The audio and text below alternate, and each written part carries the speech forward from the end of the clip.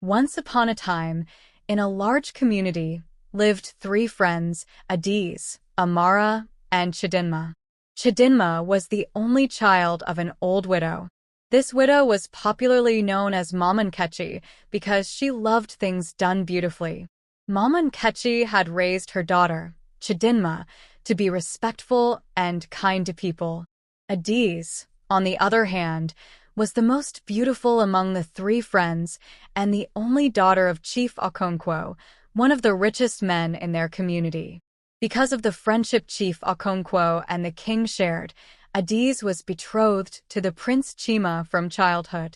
Prince Chima was a handsome young man. Despite his father's wealth, he still worked hard and believed in building his empire. Prince Chima was also humble and kind and had respect for everyone.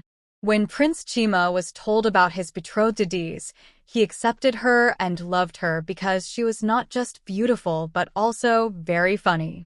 Adiz would always brag about her prince before her friends, telling them that she was so lucky to be betrothed to the prince. She believed that nothing could make the prince leave her for anyone because no lady in their community was as beautiful as she was. One day, the three friends went to a nearby village to fetch firewood. When they heard a strange sound in the bush calling for help, Amara was the first to hear the voice. She told her friends to hurry so they could leave. She told them that she didn't understand a voice calling for help from the bush. Chidinma paid closer attention to confirm what she said. When she heard the voice again, she took her cutlass and ran towards the direction where the voice was coming from. Adiz and Amara, trying to stop her, noticed she had gone a bit far and ran after her. On getting to the spot, they saw a young man in a pool of blood tied to a tree. The young man was bleeding all over. The blood covered his face to the extent that you couldn't recognize who he was. Adiz told her friends to leave the young man, saying he was a thief that had been caught and punished by the villagers.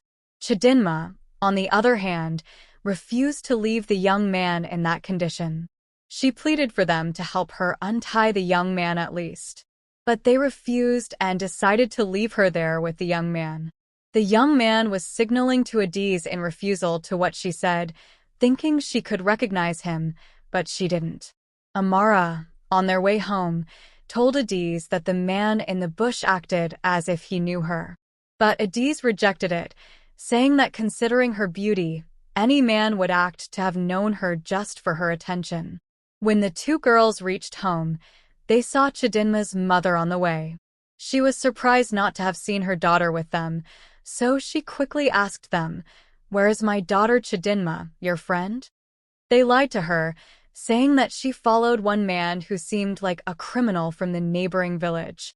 They told her not to worry, that the young man promised to bring her home later.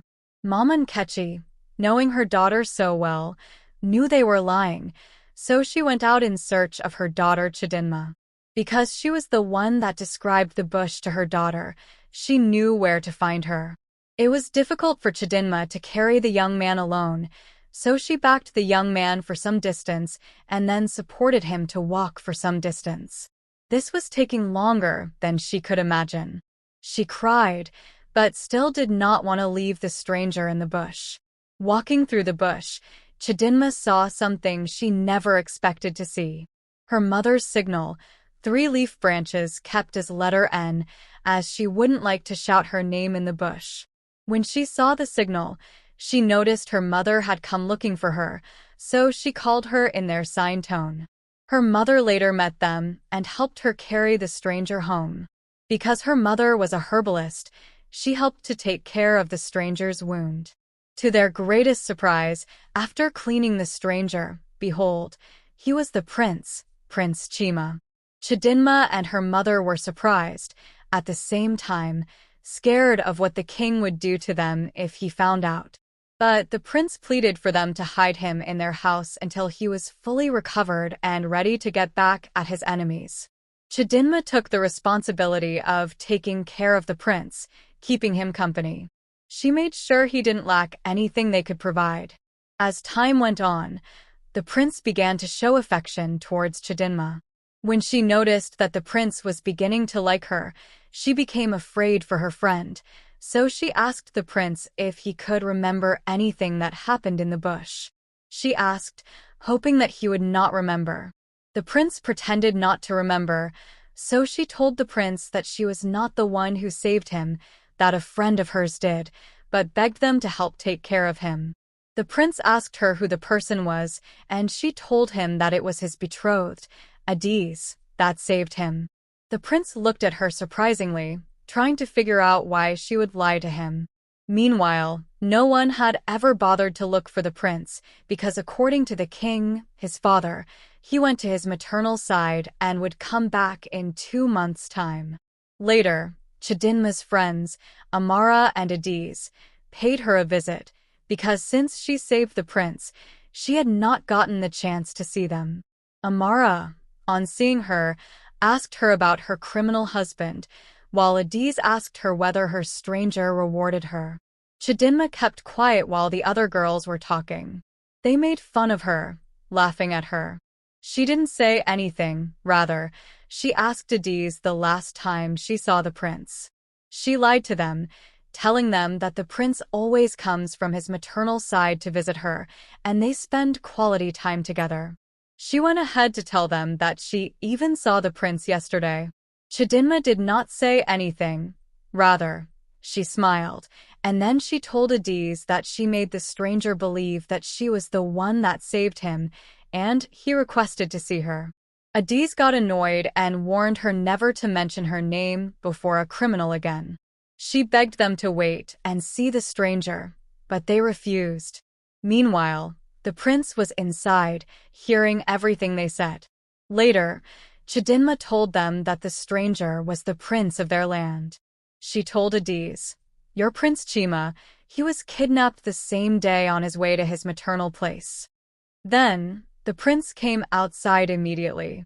Ezinne ran and hugged him, telling him how she had missed him and how she saved him and brought him to the herbalist, Chidinma's mother. Chidinma nodded in agreement to what she said as the prince looked at her. The prince became angry and left. He wondered why Chidinma would lie to him. He quickly rushed inside and told Nkechi that it was time for him to go back to the palace. He also told her that his enemies had been captured. As Prince Chima was leaving, Chidinma felt bad that he was leaving angrily, but she didn't know why.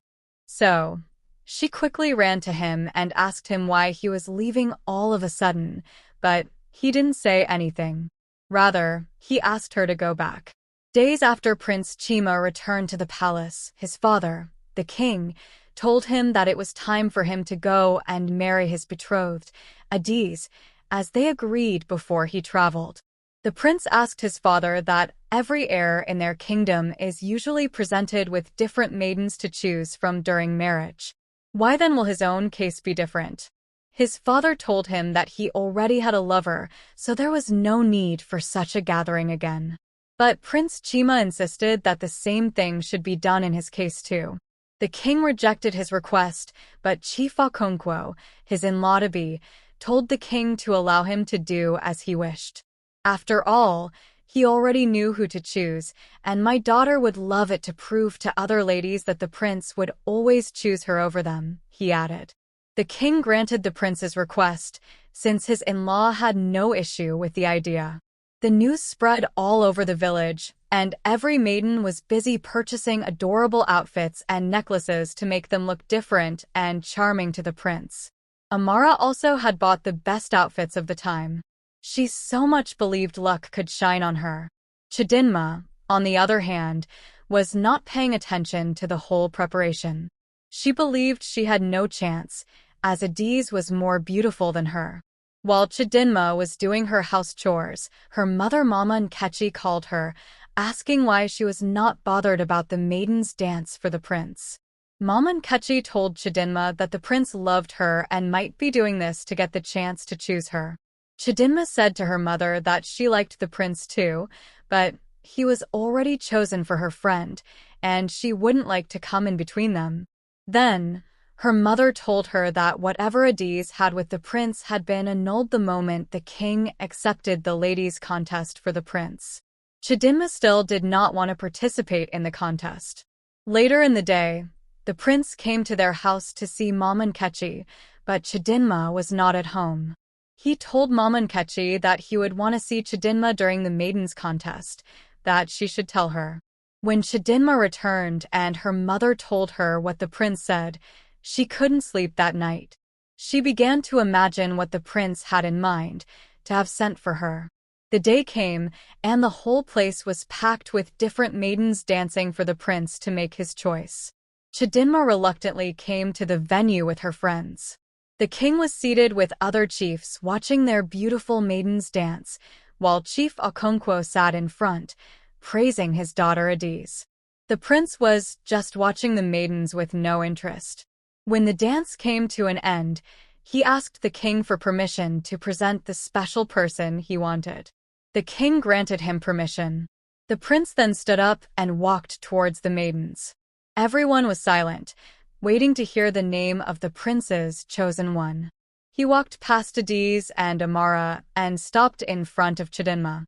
"This is the lady I have chosen," he said. Chidinma was shocked. Adiz was furious and ran to the prince, yelling, "I am the one who saved you. How could you choose her?" The prince calmly replied, "I know who saved me. It was Chidinma. She never took credit for it, but her actions and kindness proved her true worth." Adiz couldn't believe what she was hearing. She felt embarrassed and angry, but she could do nothing. The king stood up and addressed the crowd. "The prince has made his choice. Chidinma is the one he wants to marry. We must respect his decision." The villagers cheered, happy for Chidinma, who had shown great kindness and humility. Chidinma, still in shock, looked at the prince.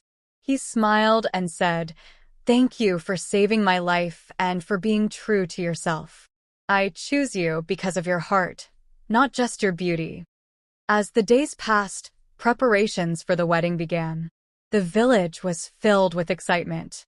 Chidinma's mother, Mamankechi, was proud of her daughter and helped her prepare for the big day.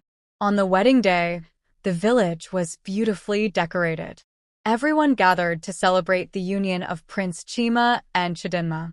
Adiz, though still hurt, attended the wedding. She realized that her behavior had been wrong and decided to apologize to Chidinma. After the ceremony, Adiz approached Chidinma. "I'm sorry for how I treated you," she said. "You deserve all the happiness in the world." Chidinma smiled and hugged her friend. "Thank you, Adiz. Let's start anew as true friends." Prince Chima and Chidinma lived happily ever after, ruling the kingdom with kindness and wisdom. The story of their love and Chidinma's bravery was told for generations. After the wedding, Prince Chima and Chidinma settled into their new life together. They ruled the kingdom with compassion and fairness, always putting the needs of their people first.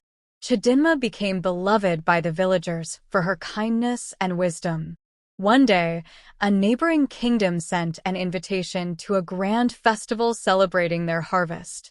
Prince Chima and Chidinma decided to attend, along with some of their closest friends, including Adiz, who had been trying hard to change her ways and be a better friend. At the festival, Chidinma noticed a young girl sitting alone, looking sad. She approached the girl and asked what was wrong. The girl, named Ezinne, explained that her family was struggling to make ends meet and could not afford to celebrate the harvest. Chidinma's heart went out to Ezinne. She spoke to Prince Chima, and together they decided to help. They bought food and gifts for Ezinne's family and invited them to join the festival. Ezinne and her family were overjoyed and grateful for the royal couple's generosity. The festival was a huge success, and Chidinma's act of kindness did not go unnoticed. The neighboring kingdom's king praised them for their compassion and said it was no wonder their kingdom thrived under their rule. As time went on, Chidinma and Prince Chima faced many challenges, but they always overcame them with love and determination. Adiz continued to prove her loyalty and friendship, becoming a trusted advisor to the royal couple. Years later, Chidinma and Prince Chima were blessed with a child, a beautiful baby girl they named Ezinne. The kingdom celebrated the birth of the princess with great joy. Ezinne grew up hearing stories of her mother's bravery and kindness, and she aspired to be just like her. One day, when Ezinne was old enough, she asked her mother, "Mama, why are you so kind to everyone?" Chidinma smiled and replied, "Because kindness makes the world a better place, my dear. Always remember that helping others and being kind are the greatest things you can do." The kingdom continued to prosper under the wise and kind rule of Prince Chima and Chidinma.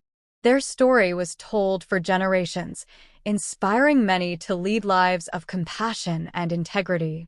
Ezinne, inspired by her mother's words, grew up with a kind and compassionate heart.